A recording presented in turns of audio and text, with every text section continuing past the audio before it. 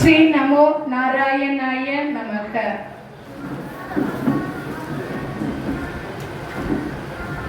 எல்லாம் அல்ல இறைவனை என்னுடைய மன மொழி மெய்களால் போற்றி பணிகின்றேன். பாலும் தெளிதேனும் பாகும் பருப்பும் இவை நான்கும் கலந்துனக்கு நான் தருவேன். கோலஞ்சை திங்க கரிமுகத்து தூமணியே சங்கத்தமிழ் மூன்றும் தா. நீடாளி உலகத்து மறைநாவலோடு ஐந்தன்று நிலை நிற்கவே வாடாத தவவாய்மை முனிராசன் மாபாரதம் சொன்ன நாள் ஏடாக தவமேறு வெற்பாக ஆங்கோர் எழுத்தாணிதன் கோடாக எழுதும் பிரானை பணிந்து அன்பு கூர்வாமரோ. கருத்தன எந்தைதன் கண்ணன கனக வெற்பின் பெருத்தன பாலலும் பிள்ளைக்கு பேரருள் கூர் திருத்தன பாரமும் ஆரமும் செங்கைய சிலையும் அம்பும் முரத்தன மூரலும் அம்மையே என் முன் வந்து நிற்கவே. இன்றைய பொழுது ஒரு அருமையான பொழுது. அந்த பொழுதிலே வானமே வந்து வாழ்த்து சொல்வதற்கு அமைந்திருப்பது போன்று ஒரு அரங்கம். மிகவும் அருமையாக 10வது திருவிழாவானது ஸ்ரீ கோதண்ட ராமசுவாமி திருக்கோயிலில் மிகவும் விமர்சையாக நடந்தேறிக் கொண்டிருக்கின்றது. அந்த திருவிழாவை இன்று உபயமாக கொடுத்திருப்பவர் தஷ்மா குடும்பத்தார்கள். அவர்களுடைய குடும்பம் பல்லாண்டு பல்லாண்டு பல கோடி நூறாண்டு இந்த பூமியிலே வாழ்ந்து எல்லா செல்வங்களையும் பெற்று வாழையடி வாழையாக அவர்களுடைய புகழ் நிலைக்க வேண்டும் என்று சொல்லி நம்முடைய பகவானிடத்திலே விண்ணப்பத்தை வைத்து அடியேன் இன்றைக்கு பேச எடுத்துக்கொண்ட தலைப்பு நிறைவு நாளான இன்று 10வது நாளாக இன்றைய தினத்திலே தசவதாரத்தின் மகிமை என்ற தலைப்பின் கீழே கல்கி அவதாரத்தை பற்றி இன்றைய தினம் நாம் சிந்திக்க இருக்கின்றோம். இந்த உலகத்தில் வாழ்கின்ற ஒவ்வொரு மனிதனும் இறைவனுடைய தனிப்பெரும் கருணையை பெற்று உய்ய வேண்டும் என்கின்ற ஒரே காரணத்திற்காக அருளாளர்களாக வாழ்ந்தவர்களுடைய வாழ்க்கை வரலாற்றையும் அவர்கள் விட்டு சென்ற புராணங்களையும் பக்தி இலக்கியங்களையும் நமக்கு எடுத்துக்காட்டாகவும் உதாரணமாகவும் தந்து சென்றிருக்கின்றார்கள். என்றும் நிலையாகவும் எப்போது மெய்யாகவும் இருக்கக்கூடிய தெய்வங்களுடைய வாழ்க்கை வரலாற்றை எல்லாம் நாம் படிக்கின்ற பொழுது நம்முடைய தெய்வங்கள், நம்முடைய மகான்கள், சித்தர்கள், புலவர்கள் எந்த நிலையிலே இறைவனிடத்திலே பக்தி வைத்து இறைவனுடைய திருவடியை அடைந்திருக்கின்றார்கள் என்பதை அந்த இலக்கியங்கள் மூலமாகவும் புராணங்களின் மூலமாகவும் நாம் தெரிந்து கொள்ள ஒரு நல்ல வாய்ப்பாக அமைந்திருக்கின்றது. அந்த வாய்ப்பினை ஆலயங்களிலே சமய சொற்பொழிவு என்ற பெயரிலே என்ன மாதிரிப்பட்டவங்க வந்து பேசுகின்ற பொழுது பக்த கோடி மக்கள் அனைவரும் செவிமடுத்து கேட்கின்ற பொழுது அந்த புராணங்களில் உள்ள விஷயங்கள் எல்லாம் நீங்கள் கேட்கின்ற பொழுது அதை தன்னுடைய வீட்டிலே இருக்கக்கூடிய இளைய சமுதாயத்தினருக்கு, நம்முடைய குழந்தைகளுக்கு கண்டிப்பாக கொண்டு செல்ல வேண்டும். இந்த கல்கி அவதாரத்தை பற்றி நீங்கள் தெரிந்து கொண்டீர்கள் என்று சொன்னால் கண்டிப்பாக இந்த புராணங்களை பிள்ளைகளுக்கு சொல்லிக் கொடுக்க வேண்டும் என்று நினைப்பீர்கள். இந்த கல்கி அவதாரமானது இன்னும் இந்த யுகத்திலே நடைபெறவில்லை. 4 யுகங்கள் உண்டு. சத்திய யுகம், திரேதா யுகம், துவாபார கலியுகம். இந்த கலியுகத்திலேதான் இந்த கல்கி அவதாரமானது நிகழ இருக்கின்றது. நம்முடைய உலகமானது எந்த சூழ்நிலையை நோக்கி போய்கொண்டிருக்கின்றது என்பதை எல்லாம் நாம் தெரிந்திருக்க வேண்டும். அதர்மமானது தலை தூக்கி கொண்டிருக்கின்றது. தர்மம் குறைந்து கொண்டே போய்கொண்டிருக்கின்றது. தர்மத்தை நிலைநிறுத்த வேண்டும் என்று சொல்லித்தான் இந்த கல்கியின் அவதாரமானது நடைபெற இருக்கின்றது. இன்னும் நடைபெறவில்லை. என்பதுதான் இந்த கல்கி அவதாரம் வரப்போகின்றது. அந்த கல்கி அவதாரத்தின் குறிப்புகளை மகாபாரதத்திலே நம்முடைய மகான்கள் எழுதி சென்றிருக்கின்றார்கள். அதனாலதான் நான் சொன்னேன், மகான்கள் எழுதி சென்றிருக்கின்ற பக்தி இலக்கியங்களை எல்லாம் நாம் படிக்கின்ற பொழுதுதான் நம்முடைய பூலோகத்திலே என்ன நடந்து கொண்டிருக்கின்றது என்பதை நாம் உணர முடியும். எழுதி வைத்து சென்றிருப்பதுதான் இப்போது நடந்து கொண்டிருக்கின்றது. காலம் என்பது எப்படிப்பட்டது என்பதை நாம் தெரிந்து கொள்ள வேண்டும். நம்முடைய பிராணங்களின்படி மகாவிஷ்ணு தன்னுடைய 10வது அவதாரத்தை இந்த கலியுகத்திலே எடுக்க இருக்கின்றார். காலம் என்பது இது யாருக்கும் சொந்தமாகாத, யாராலையும் வெல்ல முடியாத சக்கரம் போன்று இருக்கின்றது. தர்மம் தலை தோக்கிய காலம் சத்திய யுகமாக இருந்தது. அறம் பாதியாக குறைந்து இருக்கின்ற பொழுது நம் திரேதா யுகம் என்று சொல்லக்கூடியது வருகின்றது. அந்த தர்மம் காலடியிலே மிதிக்கப்படுகின்ற பொழுது துவாபர யுகமாக சொன்னார்கள். அடுத்து நடப்பது கலியுகம். நம்மள இப்ப வாழ்ந்துட்டு இருக்குது கலியுகம். நடப்பது கலியுகம். பாவம் என்று சொல்லக்கூடிய நதி இந்த கலியுகத்திலே கரை புரண்டு ஓடுகின்றதா. பாவம் தான் நம்ம எல்லாரும் செஞ்சுட்டு இருக்கோம் போல. பாவம் என்று சொல்லக்கூடிய நதியானது கரை புரண்டு ஓடுகின்றது. மனிதன் மனிதனையே வேட்டையாடுகின்ற கொடூர காலம். இப்பெல்லாம் பாத்தீங்கன்னா போதும், எவனாவது ஒருத்தை தாக்குனான்னு வேண்டலாம், அடுத்த கணமே அவனுடைய கையும் நீளும். ஒருத்தருக்கொருத்தர் பொறுமை இல்லாத காலம். நீ என்ன அடிச்சியா, நான் உன்னை அடிச்சே தீருவேன். நீ என்ன திட்டினியா, நான் உன்னை திட்டியே தீருவேன். எந்த காலகட்டத்துக்குள்ளே நாம் தள்ளப்பட்டிருக்கின்றோம். மனிதன் மனிதனே வேட்டையாடுகின்ற காலத்திலே நாம் இருந்திருக்கின்றோம். பூமியை அதிர வைக்கக்கூடிய காலடி சத்தம் கேட்கின்றது. மெதுவா பூமியை அதிர வைக்கக்கூடிய ஒரு காலடி சத்தமானது அங்கே கேட்கின்றது. எங்கு பார்த்தாலும் மரண மூலமே திகழ்ந்து கொண்டிருக்கின்றது. அப்போது அங்கே வருவது ஷியாமளா என்று சொல்லக்கூடிய ஒரு மாயை. உலகத்திலே நம்முடைய கல்கியானவர் மாயமாக இருந்து வரப்போகிறார். வரல, இன்னும் வரப்போறார். இந்த உருவம் நடந்து செல்லக்கூடிய இடமெல்லாம் ஆயிரம் ஆயிரம் தலைகள் எல்லாம் உருண்டு ஓடக்கூடியதாக இருக்கின்றது. இந்த கல்கி என்று சொல்லக்கூடிய உருவமானது இந்த உலகத்தை சுற்றி வருகின்ற பொழுது ஆயிரம் ஆயிரம் தலைகள் எல்லாம் உருண்டு ஓடக்கூடிய நிலையானது நிலவ போகின்றது. இந்த கலியுக முடிவிலே கண்கள் எல்லாம் இந்த கல்கிக்கு சிவந்து காணப்படுகின்றது. கோபத்தினால நினைச்சிடாதுங்க, கோபம்லாம் ஒண்ணும் இல்லை. இந்த பூமியை சுற்றி வருகின்ற பொழுது அசுரர்கள் எல்லாம் கொல்லப்படுகின்றார்கள். அவர்களுடைய இரத்தமானது அங்கே சிந்தி இந்த கண்ணானது கல்கிக்கு சிவந்து போயிருக்கின்றதா.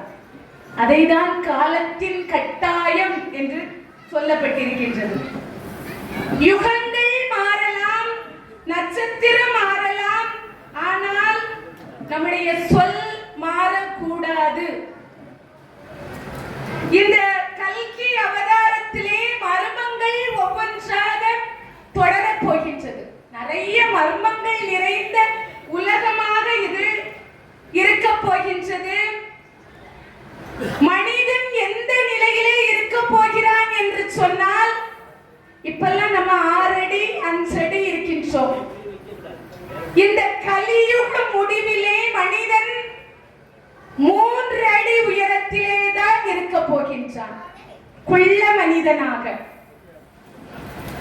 அவனுடைய ஆயுள் காலமானது 20 ஆண்டு காலம்தான்.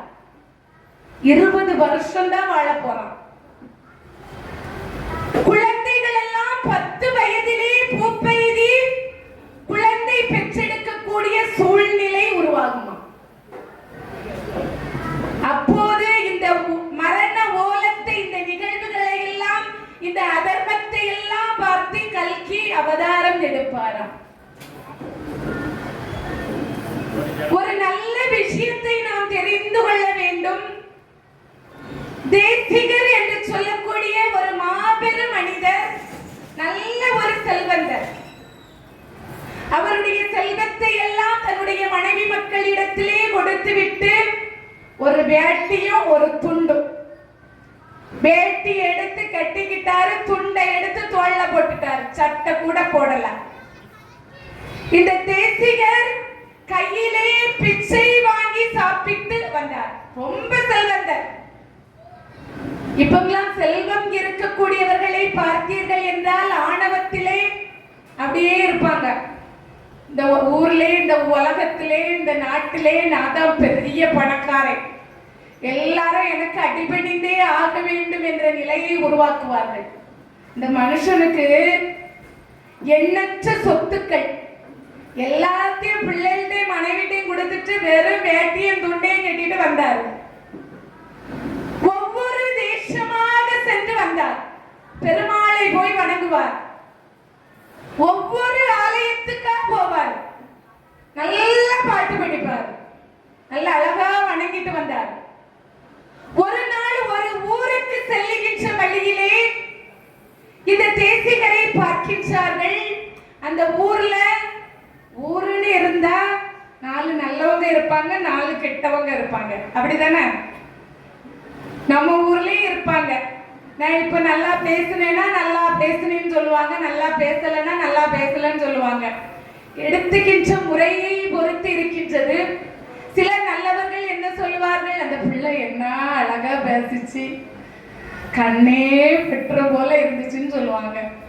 அதுக்காக நல்லா இல்லைன்னு சொல்றவங்கள நான் கெட்டவங்கன்னு சொல்லல, ஒரு உதாரணத்துக்காக சொன்னேன். இந்த ஊரிலே கெட்டவர்களும் இருக்கின்றார்கள். இந்த தேசிகரை பார்க்கின்றார்கள். இவர் அப்படியே பிச்சை எடுத்துக்கொண்டே செல்லக்கூடியவர். ஒரு நாள் என்ன ஆகுது, ஒரு வீட்டின் வாசலிலேயே போய் பிச்சை எடுக்கிறார். ஒருத்தரும் போடல, நிறைய பேர்த்துக்கு கேட்டு கேட்டு பார்த்தாரு, ஒருத்தருமே போடல.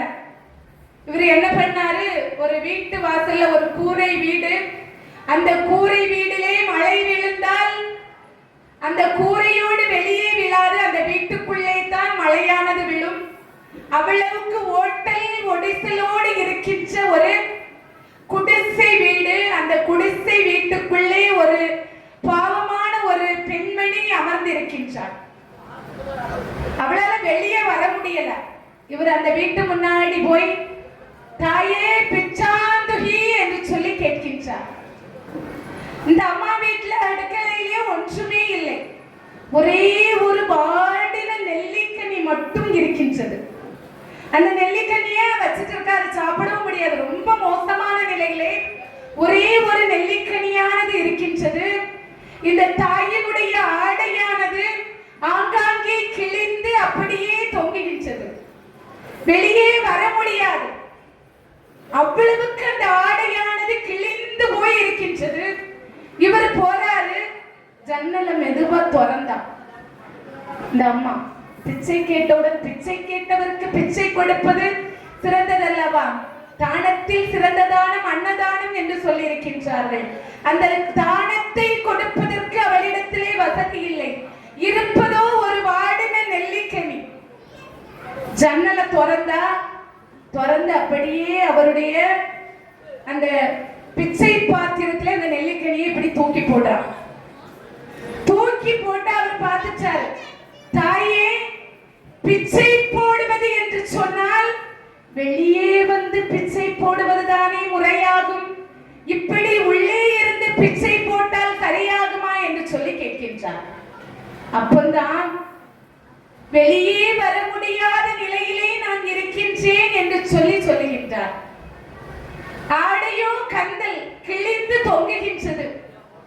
அப்போதுதான் இவர் நினைக்கின்றார், ஸ்ரீ துதி என்று சொல்லக்கூடிய அந்த பாடலை அங்கே பாடுகின்றார். அந்த தாயின் இல்லத்திலே நெல்லிக்கனியானது அப்படியே தங்கத்திலே வந்து விழுகின்றது. நம்முடைய மகாலட்சுமி தேவியானவள் அந்த நெல்லிக்கனியை தங்கமாக மாற்றி அவளுடைய ஏழ்மை நிலையை போக்குகின்றார். இதெல்லாம் சத்திய யுகத்துல நடந்ததா இருக்கும். இப்ப நடந்ததா இருக்காது. இப்ப யாருக்கும் எதையும் கொடுக்க மாட்டாங்க. எல்லாருமே செல்ஃபிஷ் தான். எனக்கு இருக்குது எனக்கு மட்டும்தான். நம்ம கலியுகத்துல 5000 ஆண்டை தாண்டி கொண்டிருக்கின்றோம். நம்முடைய கலியுகத்துக்கு 1,42,000 ஆண்டு காலங்கள் நீடிக்கும் என்று சொல்லப்பட்டிருக்கின்றது. அதிலே நாம் 5000 ஆண்டு காலத்தை கடந்து கொண்டிருக்கின்றோம். இந்த கலியுகத்திலே அதர்மமானது தலை தூக்கி கொண்டு தலை விரித்து ஆடும். தர்மமானது இருக்கிறது. அந்த காலகட்டத்திலே சத்திய யுகத்திலே மகாபாரதத்திலே நடந்த ஒரு நிகழ்வு. இந்த கலியுகத்தை பற்றி மகாபாரதத்திலே சொல்லப்பட்டிருக்கின்றது. ஷமா சிவம் என்று சொல்லக்கூடிய ஒரு பருவத்திலே மகாபாரதத்திலே கலியுகத்தின் அடையாளமானது குறிக்கப்பட்டிருக்கின்றது என்று சொல்லப்படுகின்றது. மகாபாரதத்திலே மார்க்கண்டேய முனிவர் என்று சொல்லக்கூடிய ஒரு முனிவர், அவர் நித்திய சிரஞ்சீவியாக இருக்கக்கூடியவர். அவருக்கு சாவே கிடையாதாம். நிறைய தவங்களை செய்து சாகா வர பெற்றவர் இந்த மார்க்கண்டேயர் முனிவர் என்று சொல்லக்கூடியவர். தர்மனோ கலியுகத்தின் தொடக்கத்திலே தன்னுடைய ஆட்சி பீடத்தை அமைத்து ஆட்சியானதை தொடர்ந்து நடத்தி கொண்டிருக்கின்றான். அவனுக்கு வேதனையானது தாங்க முடியவில்லை. நாட்டிலே நடக்கக்கூடிய அட்டூழியங்கள் அக்கிரமங்களை எல்லாம் பார்த்து அவனுடைய மனமானது வேதனைப்படுகின்றது. ரொம்ப வேதனையில இருந்தான், ரொம்ப கஷ்டத்துல இருந்தான். அப்பந்தான் சூரிய ஒளியை போன்ற பிரகாசத்தோடு இந்த மார்க்கண்டேய முனிவர் இவருக்கு காட்சி கொடுக்கின்றார். இவரிடத்திலே மார்க்கண்டேய முனிவரிடத்திலே தர்மன் சொல்லுகின்றான், நாட்டிலே எண்ணற்ற பிரச்சனைகள் எல்லாம் தலை தூக்கி கொண்டிருக்கின்றது. என்னால் அதை எப்படி சமாளிப்பது என்று தெரியவில்லை என்று சொல்லுகின்றார். அப்பந்தான் மார்க்கண்டேய முனிவர் சொல்லுகின்றார், சத்திய யுகத்திலே 4 கால்களை கொண்ட பசு ஒன்று வரும். அந்த பசுவானது திரேதா யுகத்திலே வருகின்ற பொழுது 3 கால்களோடு இருக்கும். அடுத்து துவாபர யுகத்திலே வருகின்ற பொழுது அது 2 கால்களோடு அந்த பசு இருக்கும். அதற்கு பிறகு கலியுகத்திலே அந்த பசுவானது வருகின்ற பொழுது ஒத்தை காலிலே நிற்க முடியாமல் அது நிற்கும்.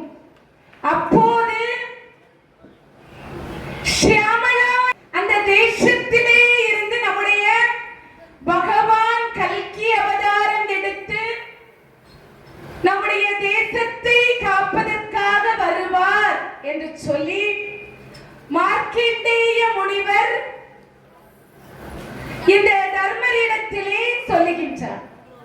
அப்பதான் அவனுக்கு கொஞ்சம் மனசு சாந்தி அடைஞ்சிச்சு. அப்பப்பா, வருகின்றார் பகவான் இந்த தேசத்தை காட்பதற்காக என்று சொல்லி அவனுக்கு மனசுல ஒரு சின்ன ஆறுதல் வந்துச்சு. இன்னொரு விஷயத்தை நாம் தெரிந்து கொள்ள வேண்டும். என்னவென்றால், தனஞ்சயன் என்று சொல்லக்கூடிய ஒரு மாபெரும் செல்வந்தன். இந்த செல்வந்தனானவன் தன்னுடைய வீட்டிலே நிறைய வேலைக்காரர்களை வைத்திருந்தான். தன்னுடைய மனைவி ரொம்ப கருமி. இந்த தனஞ்சயன் என்று சொல்லக்கூடிய செல்வந்தனும் ரொம்ப கருமி. யாருக்கும் எந்த கொடையும் கொடுக்க மாட்டான். வீட்டுல ஏதாவது மீதி வந்தா அந்த வேலைக்காரங்களுக்கு கொடுப்போன்னு பாப்பானா, கொடுக்க மாட்டான். அதை அப்படியே தூக்கி ஃப்ரிட்ஜில் வச்சு எங்கேயாவது தூக்கி வச்சுட்டு, இப்பெல்லாம் அப்படிதான் நடக்குது. என்ன பண்ணுவாங்கன்னா, ஏதாவது மீதி வந்துச்சுன்னா உடனே தூக்கி ஃப்ரிட்ஜில் வச்சுட்டு அடுத்த நாள் சூடு பண்ணி, வீட்டில் ஒரு பாவம் உண்டு, அந்த பாவத்துக்கு வாயோட உள்ள தள்ளி அது பாவம் கஷ்டப்பட்டு தின்னுட்டு வேலைக்கு போகும். அந்த மாதிரி ஒரு சூழ்நிலைகள் தான் நிலவி கொண்டிருக்கின்றது. இவளுக்கு வேலை செய்ய மாற்றப்பட்டு என்ன பண்ணுவா, ஒரு நாளைக்கு முன்னாடியே நல்லா குழம்பெல்லாம் வச்சு ஃப்ரிட்ஜில் போட்டு அடைச்சிருவா. அடைச்சிட்டு அடுத்த நாள் காலையில சூடு பண்ணி வீட்டுக்காருக்கு ஆபீஸுக்கு கொடுத்து விட்டுருவா. ஆபீஸ்ல கொண்டு போய் மனுஷரு டிஃபன் பாக்ஸ் திறந்தாரு, குப்பிடி ஒரு வாடை வரும். அந்த வாடையை பார்த்து பக்கத்துல இருக்கவே ஓடி போயிடுவான். அப்படிப்பட்ட சூழ்நிலைகள் எல்லாம் இந்த கலியுகத்திலே நிலவி கொண்டிருக்கின்றது.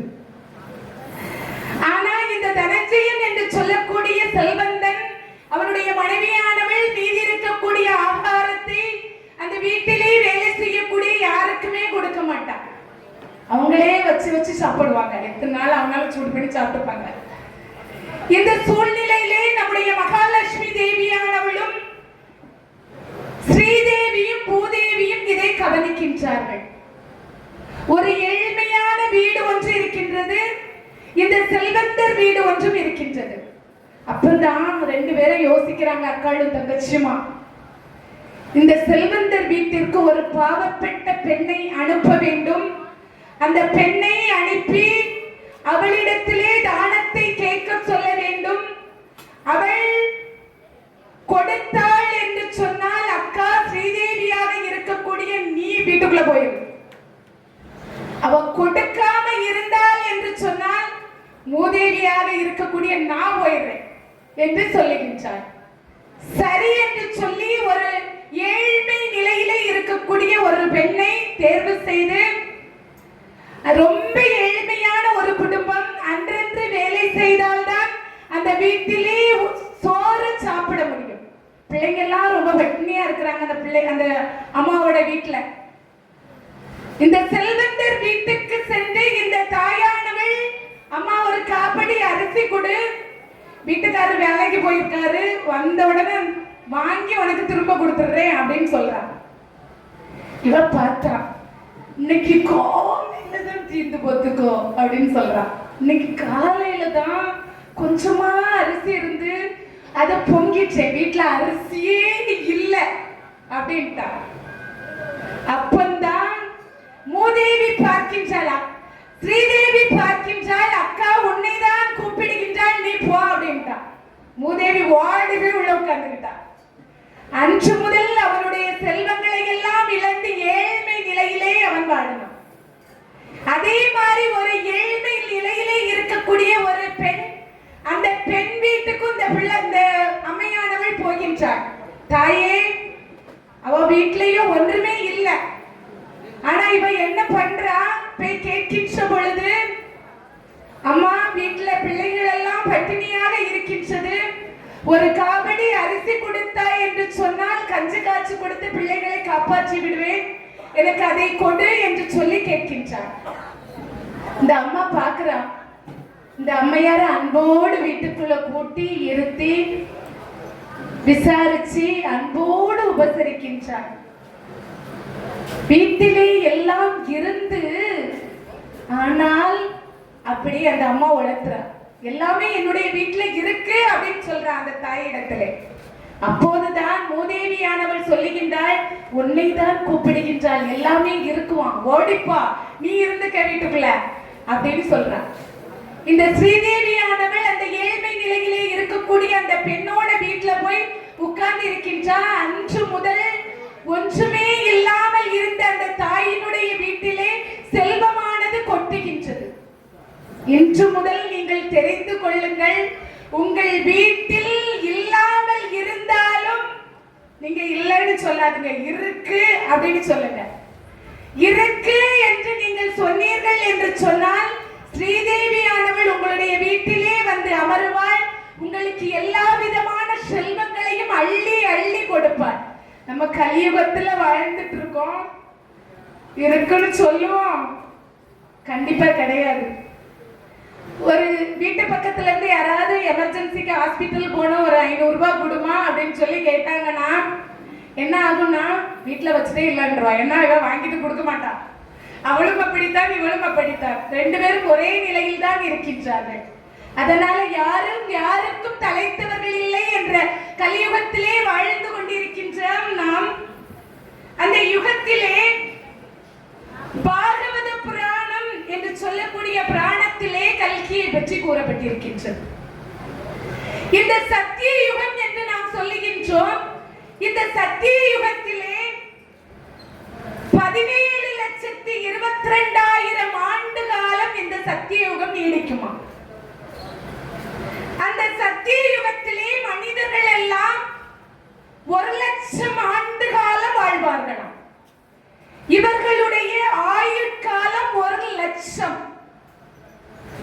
இவர்களுடைய உயரம் 30 முதல் 32 வரை இருக்குமா? அப்ப எப்படி இருப்பாங்க? நம்மள எப்படி பார்க்கணும் 32 அடி உயரம் இருக்கக்கூடிய மனிதனை.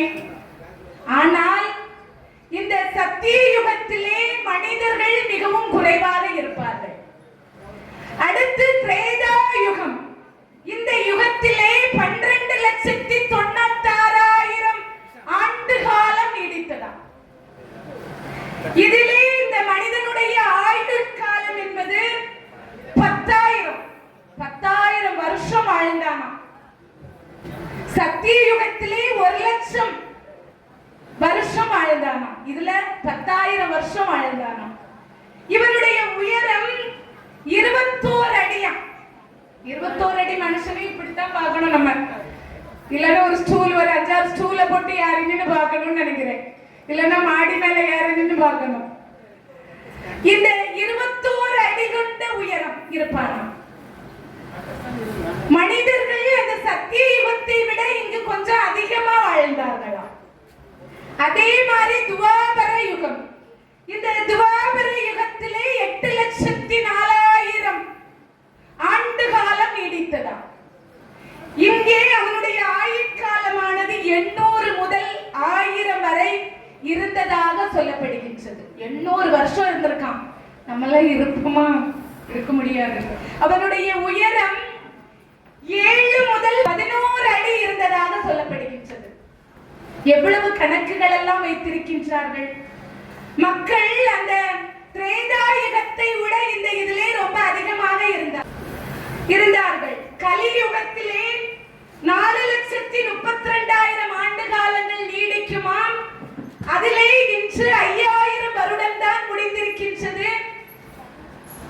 5,000 வருடம் முடிந்திருக்கின்றது. இந்த கலியுகமானது முடிகின்ற நேரத்திலே ஷியாமலா அமைந்திருக்கின்றது என்று சொன்னால் முக்கடலும் இருக்கக்கூடிய இடமாக இருக்கக்கூடிய நம்முடைய தமிழ்நாட்டில தான் இந்த கல்கி அவதாரமானது நிகழப் போகின்றது என்று சொல்லப்பட்டிருக்கின்றது. ஷியாமலா என்று சொல்லக்கூடிய தேசம் மிக அமைதியான ஒரு தேசம். அந்த தேசத்திலே மக்கள் எல்லாம் மிகுந்த அமைதியாக இருந்து இறைவனை தியானித்துக் கொண்டிருப்பார்களாம். ரொம்ப அமைதியா இருப்பார்களாம். அன்பும் பரிவும் காதலும் கொண்டு இறைவனிடத்திலே மிகுந்த அன்பு கொண்டு இவர்கள் வாழ்ந்திருந்தார்களாம். இந்த ஷியாமலா இடத்திலே விஷ்ணு யாஷா என்று சொல்லக்கூடியவருக்கும் சுமதி என்பவருக்கும் தான் இந்த கல்கி என்பவர் அவதாரம் செய்வதாகவும் சொல்லப்பட்டிருக்கின்றது. இந்த யுகத்தின் முடிவிலே நம்முடைய யுகமானது எப்படி இருக்கும் என்று சொன்னால், அன்பு நிலை குலைந்து, காதல் நிலை குலைந்து, உணவு இல்லாமல் பெண்கள் தங்களையே விற்றுக்கொள்ளும் ஒரு சூழ்நிலைகள் எல்லாம் அந்த உணவுக்காக நடக்குமா? இந்த யுகத்தின் முடிவிலே மனிதன் 3 அடிதான் இருப்பானா?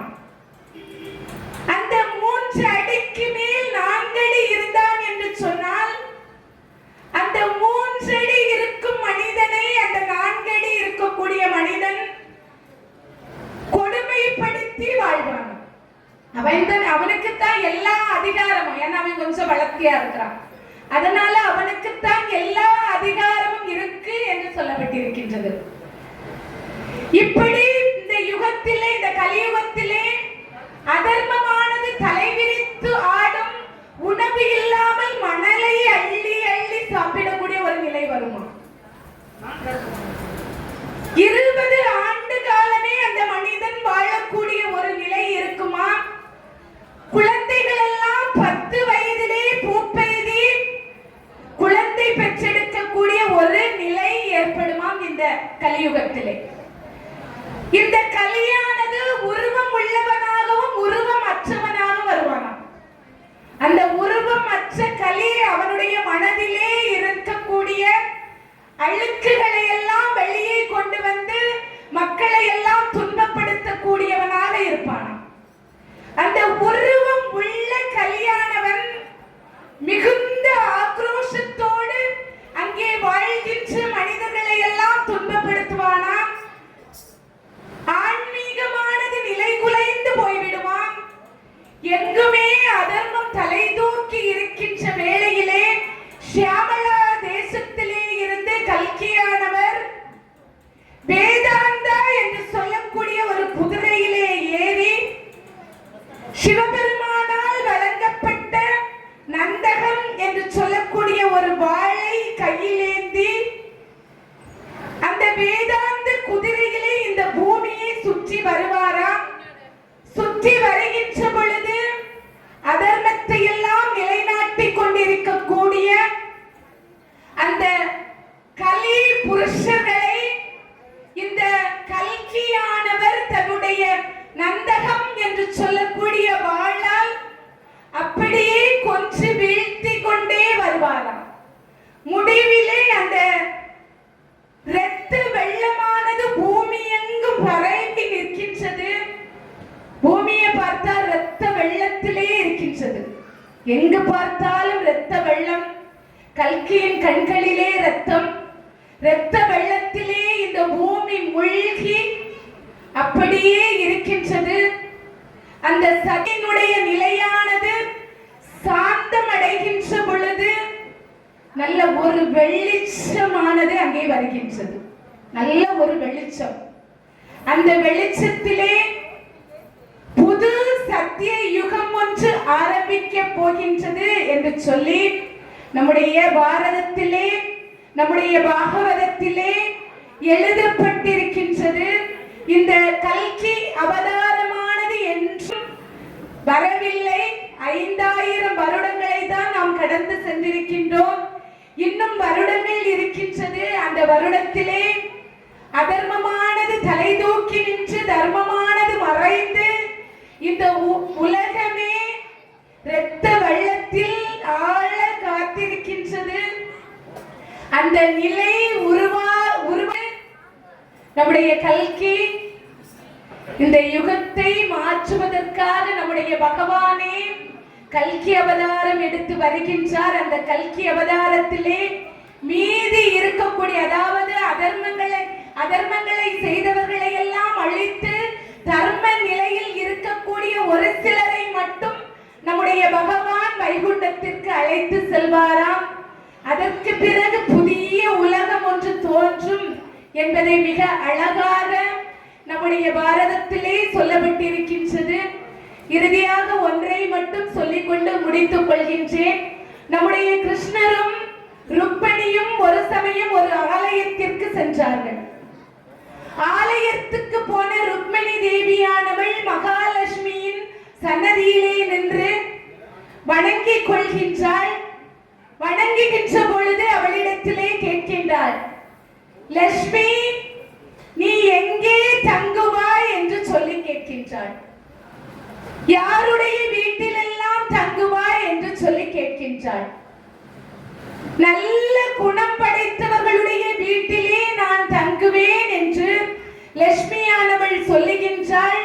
கணவன் மனைவியினிடத்திலே சண்டையில்லாத வீட்டிலே நான் தங்குவேன் என்று சொல்லுகின்றாள்.